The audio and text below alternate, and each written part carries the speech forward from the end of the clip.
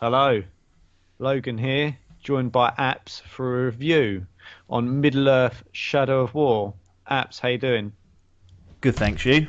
Yeah, not too bad. Got a little bit of lurgy going on, but I'm at the end of it, so we'll plough through. Excellent. So let's crack on with it. Get your cards on the table and give us a rundown of the game. Yep, so Middle Earth Shadow of War is an open world action RPG that's developed by Monolith Productions, published by Warner Brothers Interactive Entertainment, and it is the sequel to the 2014 game Middle Earth Shadow of Mordor. So they've really done well with the names there, just literally changed one word. Which is Lazy. yeah, it is lazy really, and it's confusing because throughout this review I'll typically refer to this as Shadow of Mordor by accident, so be prepared for that. Shadow of War was released on October the 10th, 2017 for PlayStation 4, Xbox One, and Windows PC. And I played this on the brand new Xbox One X, and this was almost like an acid test for that to see what it was like.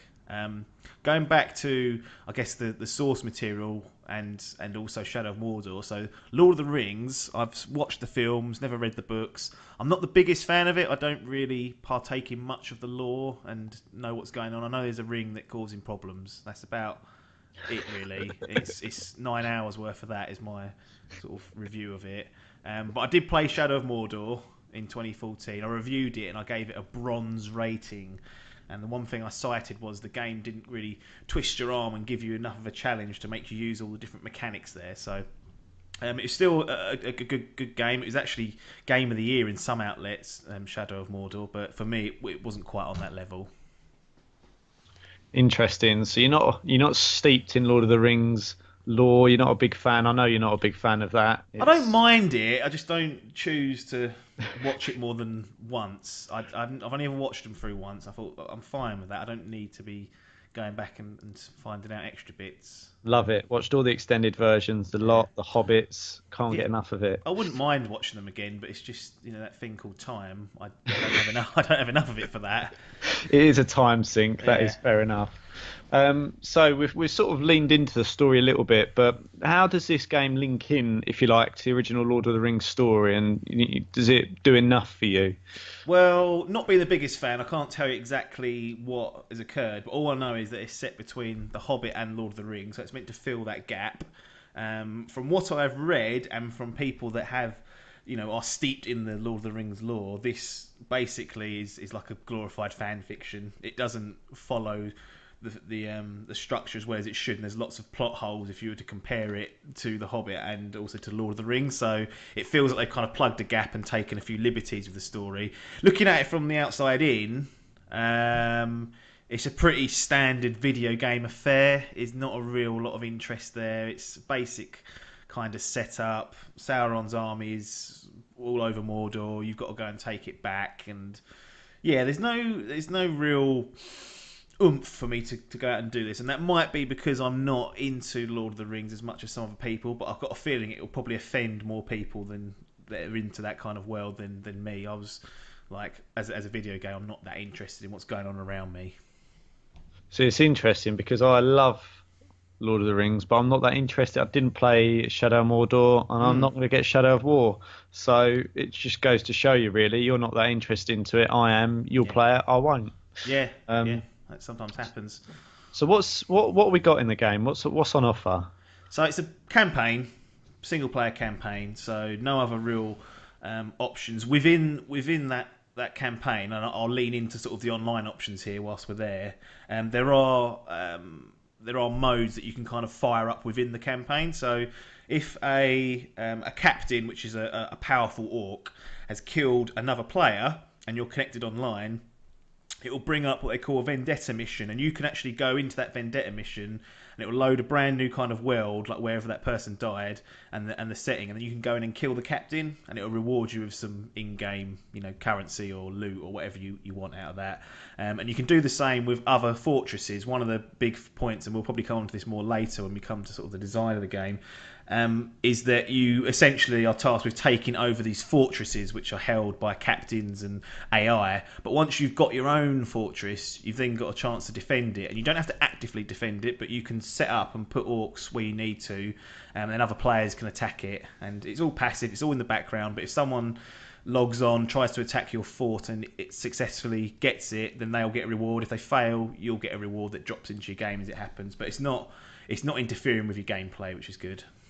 No, it sounds pretty cool, but also not really offering an awful lot other than hassle. I'd suggest. I'd be like, if that was me, I'd go right. I've got that now. I can leave it. It will do its thing. Yeah. And then 10 minutes later, you're like, oh. And you go, do I have to go and get that back? Yeah, I think I spent over 40 hours of this game, and I don't think I got one reward really? from a defensive fortress. So I don't know how often people are attacking them, and I didn't even bother to try and even attack someone else's fortress because the power levels on them were so bloody high. I weren't going to be getting near them. So it's there for those that like it. I know they've done a similar thing with Metal Gear Solid 5, so it's a very similar take to that. That's fair enough. So how does the game look? I'm a bit sort of wary of this and its performance and the art style and stuff, because obviously you are playing it, I think, I'll call it an enhanced console. Obviously the X you'd get a different experience ever so slightly than what I would. So yes, that's probably correct. I mean, it looks nice. It runs well. And this is not really the game's fault, but because of the setting of Middle Earth and it being a bit of a grimy shithole, it could probably do with a bit more colour. Like it's very grey and brown. There's like one area that's kind of got green and a bit of foliage there, but it's not very kind on the eye in that sense. Like we spoke about, obviously Super Mario Odyssey, that's full of colour. This is not that at all. Yeah. But it runs fine. It looks nice. There are certain parts of it that look very good on the Xbox One X. Obviously, I can't comment on any other versions of it, but I think it's certainly something that runs well. They've got some strange kind of for what an open world games, there's actually a little bit of attention to detail paid to things like if you were to set fire to the grass, the fire will spread in that area, which is kind of cool. But there's other things that are poor about it, i.e. the long load times. So I mentioned about the online part of it where you can go back and do a vendetta mission. Loading that in takes almost, not forever, but it feels like it takes forever. Like you're talking like 45 to a minute, seconds, and it's just, for some reason, it's not optimized, even despite running on the X, which I had assumed would have faster load times, and perhaps it does. It's still not very quick. So if you die, or if you first boot up the game and you're not in power saving mode or whatever it is, then it's not great in that sense. And then there's other things like, and I'll talk about the gear and loot system a little bit later, but you essentially acquire gear and it changes the look of your character. They don't appear in the cutscenes though, so he just got to reverts back to default clothes that he has. Oh no, really? And it's like, why? It's just shit, isn't it? That's just not even. And I know why it is. It's because it's not been done in engine. That stuff. The scenes that are done in engine, he has the new stuff that you've put on him. But the old stuff, the stuff that's done sort of out of engine as a full blown cutscene, he's wearing any old shit. That'd really aggravate me. Yeah, you know me as well. That's a botherance. That brain. Yeah. They don't like it.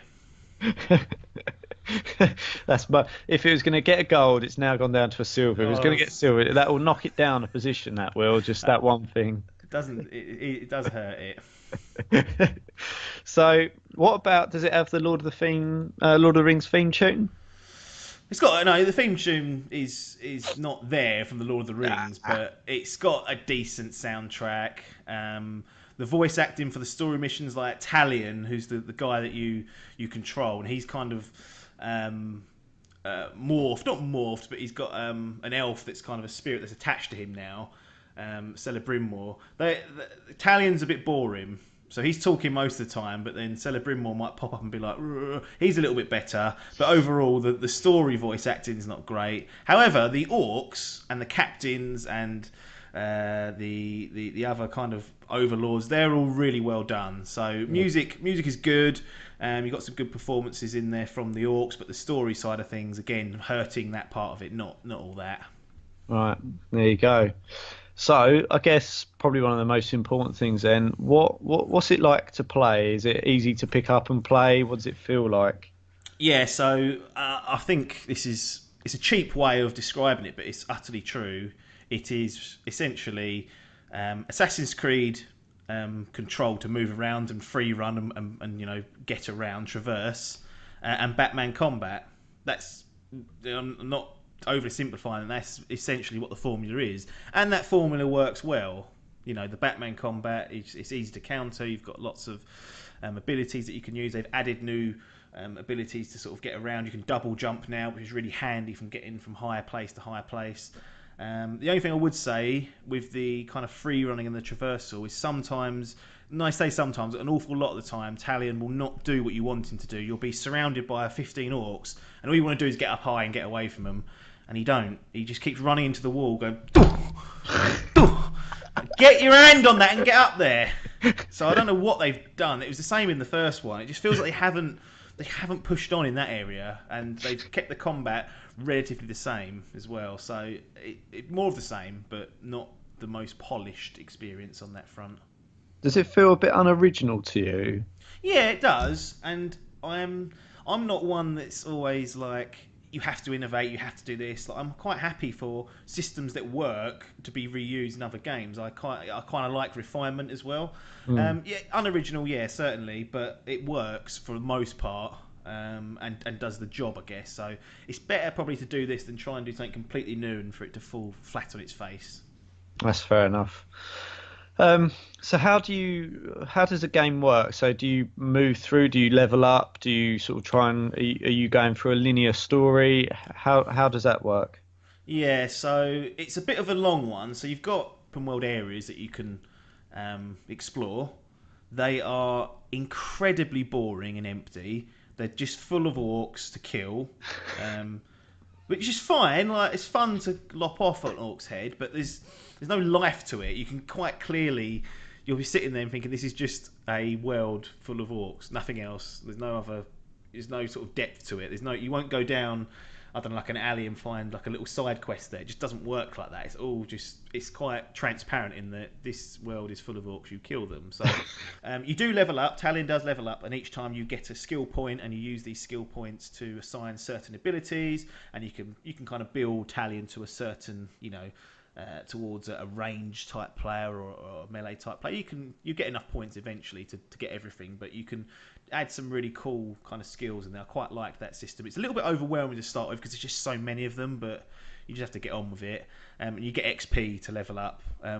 Trouble with that is that to get XP, you're basically restricted to the story missions to level up. So once they're gone, you're kind of really stuck at this sort of mid to high level. And if you want to go further, it's a pain in the arse because everything, and this is where the gear and loot system comes in, is tied to your player level.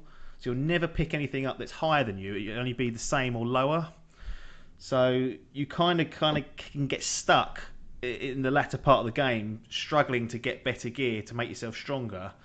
To go back to the gear and loot system, they've obviously looked at other games and thought, you know what, this would be great to have in it. And I don't disagree with that, but it's just very basic, very very basic. Like I didn't get dropped a lot of stuff, and the fact that it immediately is under your level or the same means that if you do 3 or 4 story missions, it's gone again, and you're not even guaranteed to get a better piece of gear after. So they've kind of made a bit of a hash of that, in my view. They've not really done a great deal with the gear and loot system like other games have.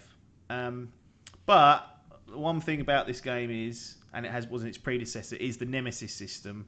So this is like the dynamic sort of rankings and AI for the orcs and the Sauron's army. What you're tasked to do essentially in the game is there are 4 fortresses, or maybe 5 fortresses in the game. You are tasked to take over the fortresses and become the leader of that region. So each region has one. And to do that, you go and identify captains who are powerful orcs. They've all got their own very, very unique and individual personalities. You run into tons and tons and tons of these captains, and yet they're all unique and individual. They've all got their own personalities. They've all got their own traits. And that's really cool. That's something that I really liked about the first game and that is prevalent in this game and probably expanded upon. So your aim is to kill these captains or to dominate them, so you can dominate them and make them join your army. What I tend to do is dominate, get as many people as I can on board, and then go and attack these fortresses, because you need an army to attack the fortress and take it over. And if you're successful, you'll then own that region. That's the crux of the game. You are essentially working towards doing that. Now you've got a scattering of story missions which you need to complete. However, to progress in the story, it kind of relies on you taking over the fortresses as well. So something that is fun to do but very long-winded then becomes necessary. And there are several stages in the game where I was like, I've got nothing more to do other than to take the last 2 fortresses or whatever it might be, and that takes a long time because you've got to go and find probably 8 or 9 captains. There's war chiefs as well, which are a higher level. You've got to take them out or dominate them, and it's just very, very bloated. And I talk about the Nemesis system offering you some really unique and great moments with the orcs. Because there's so many of them, they become a little bit forgettable, mushed into one. So in the latter part of the game, there were orcs that had killed me previously and then gone on to be promoted to a war chief. But I'd forgotten about that because I'd already run into about 50 other orcs with a different personality. So there's a sort of a diminishing return here where they've made it a bit too big and a bit too full of characters and orcs that the uniqueness of them is lost. And that part of it means the game is very, very bloated. Worst thing about the game, though, for me, and this will probably hurt Adkins as well, is once you finish the kind of 3 acts within the story, it opens up an end game. Now, this end game is basically you defending the fortresses that you've taken. You've got to do this about 20 times to get to the end of that. So that's probably another 10, 15, maybe 20 hours, depending on how good you are. And then if you do that, you then get the final cutscene in the credits. And that's just, to me, the incessant grind required to do that very end bit is appalling. So I didn't do it. I was going to say, did you do it? No, because before going into it, we talked about one of the conversations was there's loot boxes in the game. They shouldn't be in there. It's a single player game, and to their credit, for 90% of the game, you do not need these loot boxes. You can get through the main part fine. This end game part, though, is made significantly easier if you can get tallying up to a certain level and then use loot boxes either through in-game currency or, if you want to, which I obviously did not do, pay real money to get more boxes. And I think that's really, really appalling to essentially lock the very the true ending of the game behind this horrible grind, which is kind of predatory in its way, that it makes it long enough so that you would consider, how about I just buy a loot box and be done with it? Because essentially what happens is the fortress, the people attacking your fortress are powered up and overpowered compared to the orcs that you've got defending it, so you need to replace them. And the only way to replace them is to go out and hunt for them and find them, which takes hours, or buy a loot box with some currency and it'll pop out 3 of them. You kind of at that stage you think, I've played 40 hours of this. Sick of it. I'm sick of it because of the other things. Like it is mechanics and controls that we've had before. It's not pushed on as much as it should have done in a sequel. All it's done is made it bigger and in effect bloated. And I've said this time and time again on some of the podcasts. I value my time more than the money typically, and this did not have a hook for me to even bother tackling that end game. In the end, I just looked up the YouTube video and be done with it. So would you consider going back and doing that? No? Would I? Yeah. So no, I don't think I would, because I'm so done with the loop, the gameplay loop. It's not going to offer me anything new. I know exactly what it's going to be. It's going to be hunt this captain, perhaps get his bodyguard to betray the war chief and kill him that way, which I've done numerous times. There's just not enough there in that loop for me to consider going back and finishing it. I know what the ending is. I know what that cutscene is. Sorry, the final sort of secret cutscene. I'm not interested. It's done. It hurts because I like to complete things. You know this. Yeah. This is what I was asking, if you'd go back, because No. surely there must be an element of that brain sitting there going, it's not completed. It's gone. It's been traded. Are acceptable losses being brought to the front now? For this, yeah. I mean, there's certain, the acceptable losses has to be implemented, otherwise it's just it'll just be unenjoyable. The way I kind of rationalise it is I've got the soft ending, I guess, or the 3 act ending, and the final bit is just it's gravy for those that really want another shitload of hours out of it. And what I would have preferred is if there was an option just to skip through and just say, look, if you want to watch the end, you can do it, or there's this end game that you can play through, not lock it off that you had to complete it. And to me, that's pretty devastating. Yeah, it's not ideal. I can see what they're doing with the loot boxes, and that's a little bit naughty, I think. But Oh yeah, yeah. It's quite clear that was the aim there, to sort of get you invested and then go, right, there's a secret ending if you want it, but it's quite hard to get. It's quite hard to get. Or you could just buy the loot boxes, maybe. so, well, leading on from that, then, for what you paid for it, does it offer good value? I mean, there's by the sounds of it, there's lots to do, but is it too much of the same? For me, it's too much the same. But if you enjoy that gameplay loop, then you're golden here, I guess, because there's loads of it. There's tons and tons of this to be doing. So it's a tough one. I had, like I said, 40 plus hours out of it, which I think is good value for a game. It's a bit heavy for me these days. I kind of like to be them to be a bit shorter. But in terms of value, if you like that gameplay loop and you get 20 hours out of it, I think you're still getting good value. Pound an hour. Pounds an hour. The quality Cheap. might not be there, the variety, but if you enjoy it, then you can't really knock it. Yeah, so, okay. So what are your closing thoughts then? I guess this is a question that most people want to know is, should you buy it or bin it? Yeah, it's... You compare it directly to the first one, you can see they've made improvements in some areas, but have they made enough? They've made it bloated, they've made it too long, they've got these loot boxes in there. And for those reasons, I'm kind of struggling. They've almost boxed me in, because Shadow of Mordor got a bronze for, not making you use and being much of a challenge. I put this on Nemesis difficulty, made it hard, and it still wasn't that hard, but it certainly was a bit more of a challenge than the first one. But I just think the overall progression design just completely can suck the energy and the life out of this game.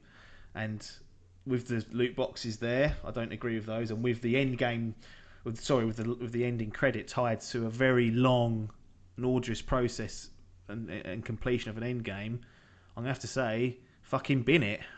Cool. A bin it installed. I think that's one of the first ones we've had for a while.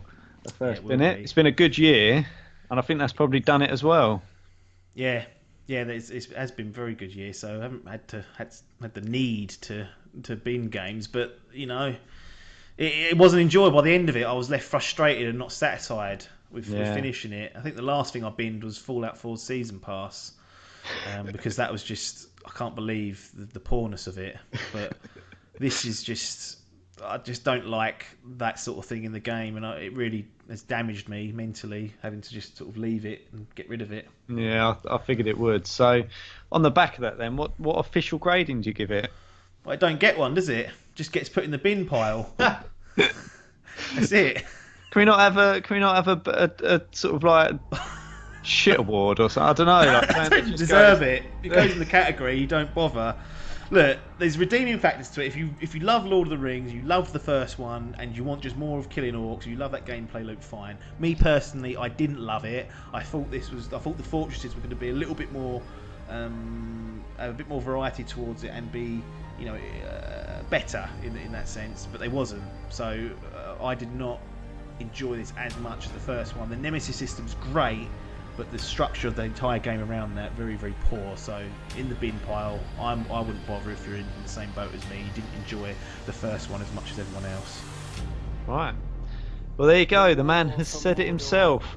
Bin it. Sick of it. Right, well, there we go.